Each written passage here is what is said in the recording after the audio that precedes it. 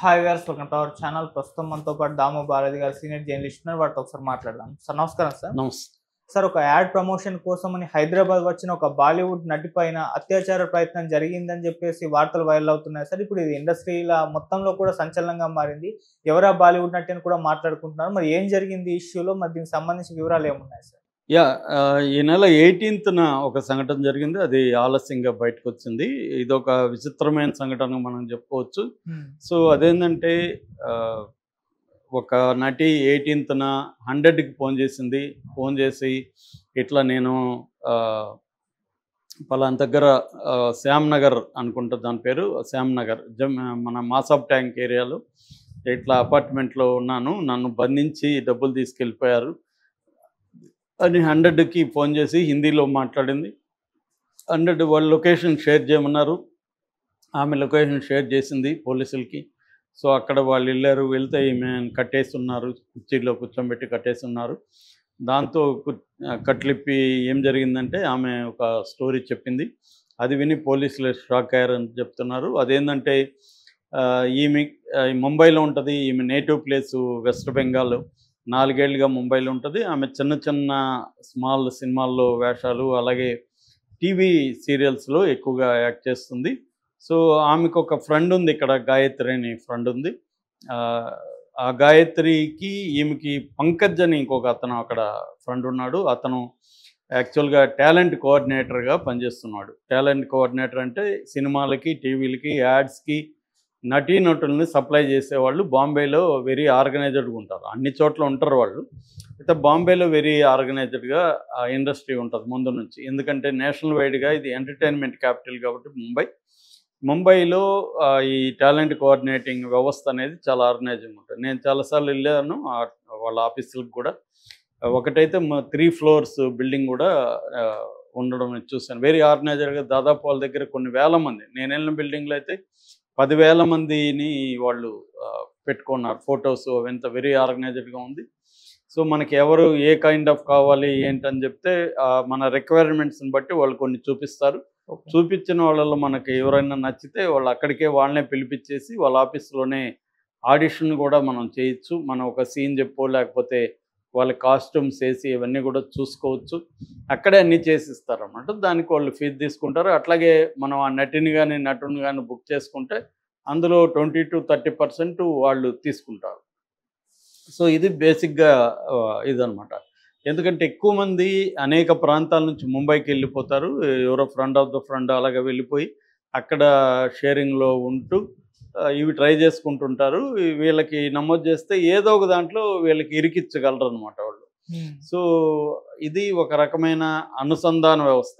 అంటే కావాలనుకున్న ఆర్టిస్టులు కావాలనుకున్న వాళ్ళకి సినిమా లేకపోతే వెబ్ సిరీస్, టీవీ సిరీస్ తీసే వాళ్ళకి మనం కావాలనుకున్న వాళ్ళు దొరకడానికి అది బాగా పనిచేస్తుంది. ఎప్పటి నుంచో సౌత్ ఇండస్ట్రీ ముంబై నుంచే హీరోయిన్లు తీసుకొస్తారు కాబట్టి టాలెంట్ కోఆర్డినేటర్ల వ్యవస్థ ఉంటుంది. అయితే మొన్న ఈ అబ్బాయి కూడా పంకజ్ కూడా అలాంటి వ్యక్తే. ఈ గాయత్రి పంకజ్కి ఫోన్ చేసి ఇట్లా నాకు కావాలి అని చెప్తే ఆల్రెడీ గాయత్రి ఈమెకు కూడా తెలుసు కాబట్టి వీళ్ళు అలా ఈమె కూడా డబ్బులు వస్తాయి, ఒక షాప్ ఓపెనింగ్ ఉంది, నీకు ఫ్లైట్ ఛార్జెస్ ఇస్తారు, ఇక్కడ అకామిడేషన్ ఇస్తారు, డబ్బులు ఇస్తారని చెప్తే మంచిదే కదా అనుకొని ఆమె వచ్చింది. వచ్చినాక ఆమెను ఎయిర్పోర్ట్లో రిసీవ్ చేసుకున్నాక మాసాబ్ ట్యాంక్లో తీసుకెళ్ళి అక్కడ శ్యామరావు నగర్ అనే దాంట్లో ఒక అపార్ట్మెంట్లో పెట్టారు. అది హోటల్ కాదు, లాడ్జి కాదు, వీళ్ళకి ఎవరితో సంబంధించిన అపార్ట్మెంట్లో ఇక్కడ ఉండమని చెప్పారు. సరే ఆమె బాగానే ఉందిలే అనుకునింది. ఆమెతో పాటు ఇంకొక 2 మహిళలను కూడా వాళ్ళు ఉంచారు. దాని తర్వాత ఈ గాయత్రి ఫోన్ చేసింది. ఈమెకి ఫోన్ చేసి ఇట్లా 3 కుర్రాళ్ళు వస్తారు, వాళ్ళకి నువ్వు కోఆపరేట్ చేయి, డబ్బులు ఇస్తారని చెప్పింది. అదే నేను చేయను, అలాగా నాకు ఇంట్రెస్ట్ లేదని ఆమె చెప్పింది. సో 3 కుర్రాళ్ళు అయితే వెళ్ళారు. వెళ్ళి ఈమెను మేము మాట్లాడేసుకున్నాం, అడ్వాన్స్ కూడా ఇచ్చేసాము అని చెప్పి వాళ్ళ పాయింట్ ఆఫ్ వ్యూ ఏంటి, వాళ్ళు ఈమె ఒప్పుకునిందని ఆ గాయత్రి వాళ్ళకి చెప్పింది. వాళ్ళు ఏదో అడ్వాన్స్ ఇచ్చారు, వెళ్ళిపోయి అడ్వాన్స్ ఇచ్చారు కాబట్టి నువ్వు రాకపోతే ఎలాగన్నట్టుగా వాళ్ళు చేశారు. ఈమె దాంతో గట్టిగా కేకలేయడం మొదలుపెట్టింది. అపార్ట్మెంట్లో మిగతా వాళ్ళు వస్తారని భయంతో వాళ్ళ 3 పారిపోయారు. అయితే ఇక్కడ ఒక ట్విస్ట్ చేసుకుంది, చోటు చేసుకుంది. ఆ ట్విస్ట్ ఏంటంటే ఈ గదిలో ఉన్న ఇద్దరు ఉన్నారు కదా, వాళ్ళు ఈ అమ్మాయిని బంధించి వాళ్ళు ఈ అమ్మాయి దగ్గర ఉన్న క్యాషు తర్వాత నగలు ఈ 2 తీసుకొని 50,000 విలువైన నగలు అవి తీసుకొని వాళ్ళు పారిపోయారు. సో ఈమెకి ఏం చేయాలో అర్థం కాకుండా మొత్తానికి ఆమె ఫోన్ని ఎట్లాగో పట్టుకొని ఫోను 100కి కాల్ చేసింది. సో ఇది ఆమె చెప్పింది. సో ఇప్పుడు పోలీసులు ఏం చేశారంటే ఈ గాయత్రిని అదుపులోకి తీసుకున్నారు. ఆ తర్వాత పంకజ్ ముంబైకి వెళ్ళి పంకజ్ని కూడా అదుపులోకి తీసుకున్నారు. సో అంటే ఇది పంకజ్కి నిజంగా వాస్తవం తెలుసా లేదా మనకు తెలియదు, ఇంకా విచారణ అయితే జరుపుతున్నారు. గాయత్రికి అయితే తెలుసు క్లియర్గా, ఆమె షాప్ ఓపెనింగ్ పేరు చెప్పి ఇలాగా పిలిపించి వ్యభిచారం చేయించుదాం అనుకున్నదా.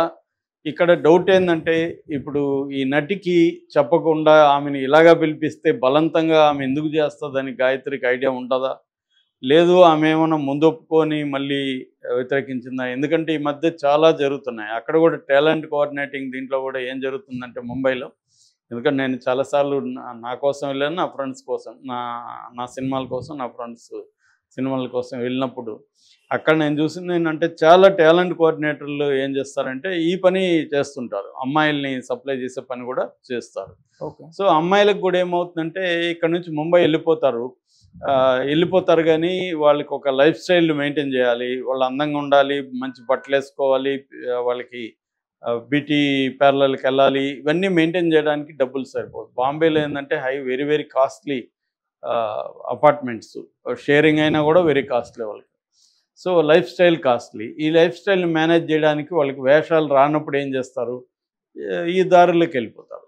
సో ఈ దారిలోకి వెళ్ళిపోయినప్పుడు వీళ్ళు వాళ్ళని దీనికి సప్లై చేస్తుంటారు. సో అది ఒక యాంగిల్. రెండో యాంగిల్ చాలామంది ఏం చేస్తారంటే అమ్మాయిలు దీంట్లో అయితే ఎక్కువ డబ్బులు వస్తాయి కాబట్టి వాళ్ళు నెలలోనో సంవత్సరంలో సంపాదించేది ఇక్కడ ఒక నెలలో సంపాదించేది 1 డేలో సంపాదించుకోవచ్చు. ఇక్కడైతే ఇప్పుడు కొత్తగా వాళ్ళకి వేషాలు ఇచ్చినా పెద్ద డబ్బులు ఇవ్వరు, టీవీ సీరియల్లో వాటికి ఎక్కువ ఇవ్వరు, ఆ ఇచ్చిన దాంట్లో టాలెంట్ కోఆర్డినేటర్ పోతుంది. దానికంటే ఇది బెస్ట్ కదా అని దీంట్లో దిగడం. రెండోది వీళ్ళకి టీవీ సీరియల్లోనూ చిన్న చిన్న సినిమాల్లో వేషాలు వస్తే అది ఈ బిజినెస్కి ఇంకా హెల్ప్ అవుతుంది. ఎందుకంటే సినిమా యాక్టర్ అంటే ఇంకా క్రేజ్ ఎక్కువ ఉంటుంది, టీవీ అంటే క్రేజ్ ఎక్కువ ఉంటుంది కాబట్టి ఆ రకంగా కూడా కొంతమంది చేసే విధంగా వాళ్ళు ఉన్నారు. అట్లాగే సర్కిల్ కూడా నీకు వస్తుంది. సో అలాగా కూడా చాలామంది అమ్మాయిలు ఈ బిజినెస్లకి వచ్చే పరిస్థితి కనబడుతుంది.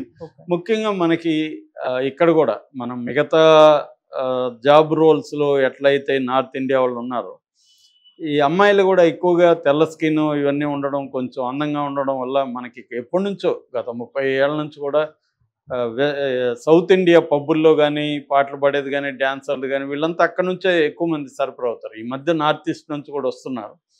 అలాగే ప్రధానంగా ముంబై ఈ విషయంలో కూడా అంటే సప్లై ఇటువంటి సెక్స్ వర్కింగ్ దీంట్లో కూడా ప్రధానంగా ముంబై నుంచే మనకి, ముంబైలో మళ్ళీ అనేక ప్రాంతాల నుంచి అక్కడికి వచ్చి ఉంటారు. ఈ అమ్మాయి కూడా వెస్ట్ బెంగాల్, ముంబై టు హైదరాబాద్.